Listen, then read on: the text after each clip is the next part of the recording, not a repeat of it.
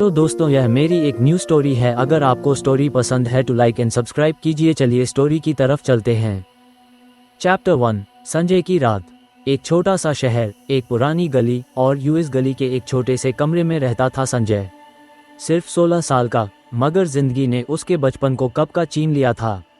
उसके चेहरे पर मासूमियत तो थी, पर आंखों में एक अधूरा सा दर्द था जो हर रोज और गहरा होता जा रहा था। उसकी माँ दुनिया से कब की जा चुकी थी। कहते हैं बीमारी से मारी, पर संजय जानता था माँ तन्हाई और मार के बीच कहीं खत्म हो गई थी। और उसका बाप रोज रात शराब पी कर आता, लड़खड़ते कदम, आंखों में लाल रंग और हाथ हमेशा तैयार मार के लिए।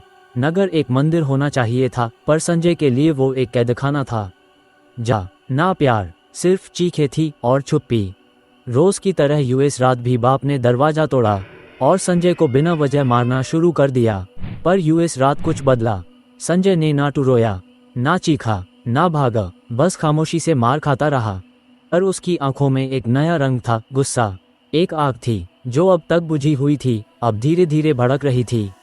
अस रात अंदर कुछ टूट गया था। अस रात कुछ पैदा हुआ था।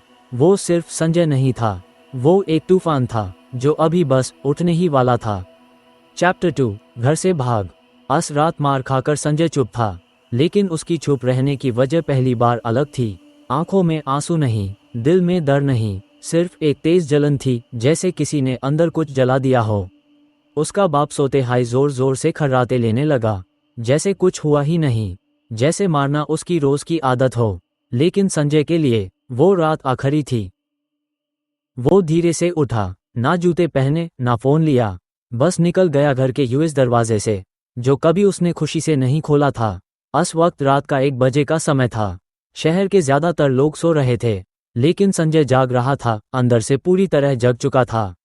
वो सीधा रास्ते पे नहीं चला, उसके कदम भटक रहे थे, जैसे उसका दिमाग जहां आंख गई वहीं पैर मोड़ते गए। उसके कपड़े भीग चुके थे। वो धीरे से उठा, ना जूते पहने, ना फोन लिया, बस निकल गया घर के यूएस दरवाजे से, जो कभी उसने खुशी से नहीं खोला था।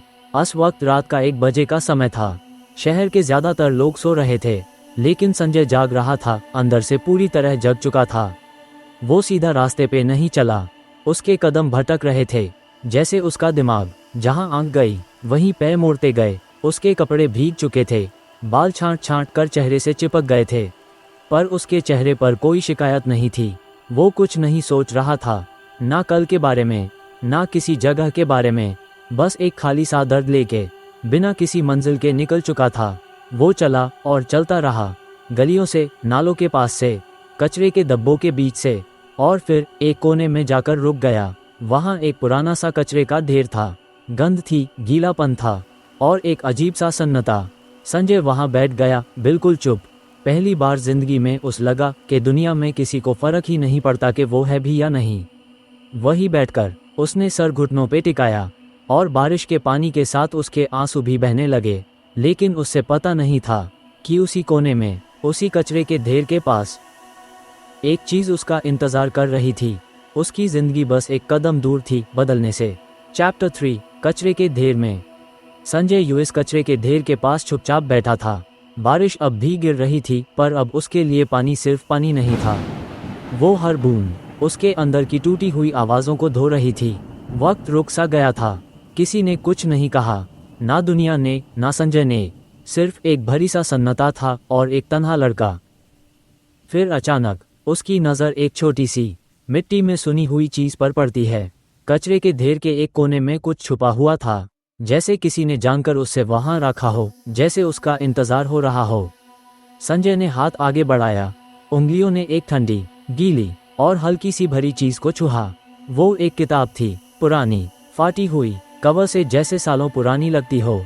कपड़े के कवर पर मिट्टी जम गई थी, लेकिन एक नाम साफ साफ लिखा था, डेथ डूअर। वो लिखा हुआ कुछ अलग था, ना जैसे पेन से लिखा गया हो, ना चापा गया हो, जैसे वो अंदर से चमक रहा हो, जैसे वो किताब जिंदा हो।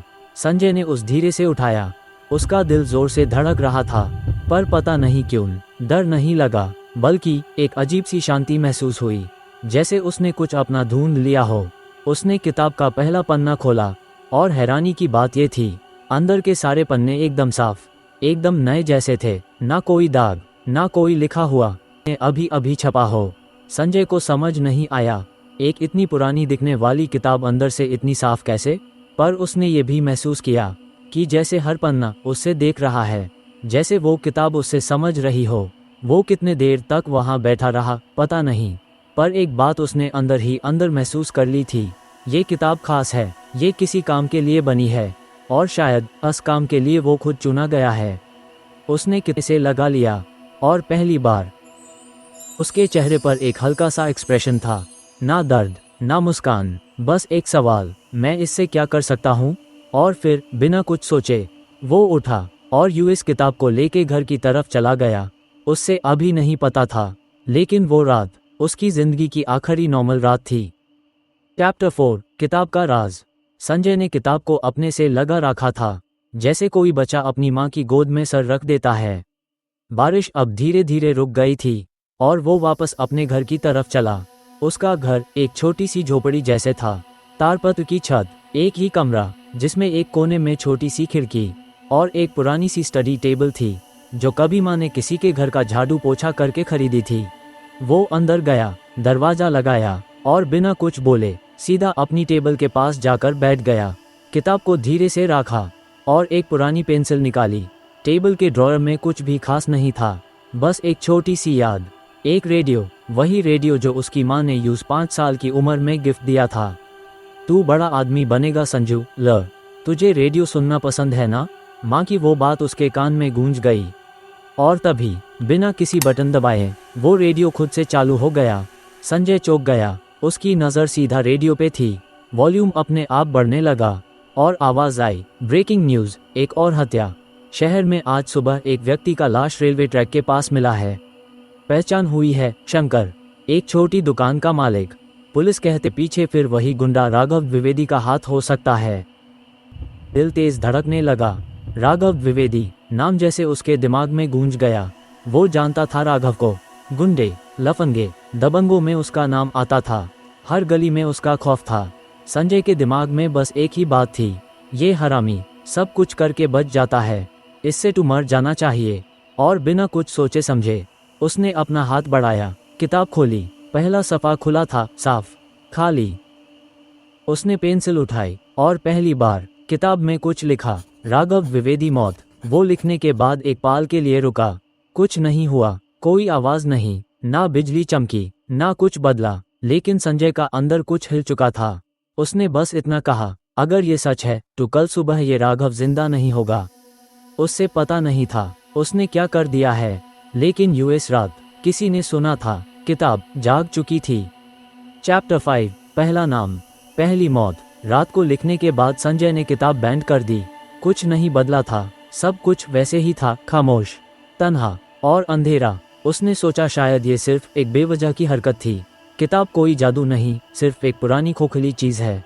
और फिर वो सो गया। पर उससे क्या पता था, रात खत्म हो रही थी, लेकिन एक जिंदगी भी। अगले दिन सुबह छत के ऊपर से आवाज़ों का शोर आया। मोहल्ले में लोग इकट्ठा हो गए थे। किसी ने चिल्लाकर कहा, अरे सुना तुमने, राघव द्विवेदी मर गया। पुलिस बोल रही है सुबह 4 बजे हार्ट अटैक से मारा, बिना किसी चोट के।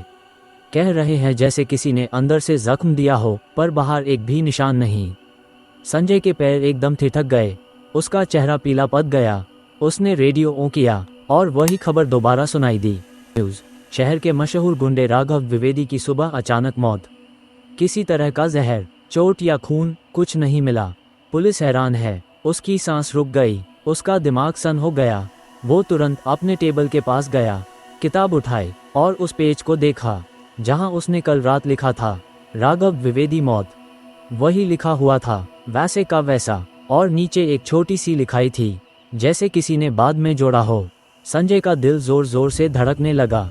उसने किताब को फिर बैंड किया और पीछे हट गया, जैसे वो किताब अब एक जिंदा चीज हो। उसके हाथ कांपने लगे। उसके अंदर से एक आवाज आई, ये मैंने क्या कर दिया? वो पहली बार घबराया। डर उसके चेहरे पर लिखा था। राघव जैसे लोगों की मौत का सपना तो उसने देखा था, लेकिन जब सपना सच बन गया तो वो डर के मजीद करीब चला गया। उसने किसी को हाथ नहीं लगाया, किसी को नहीं मारा, बस एक नाम लिखा था, और एक जिंदगी खत्म हो गई थी।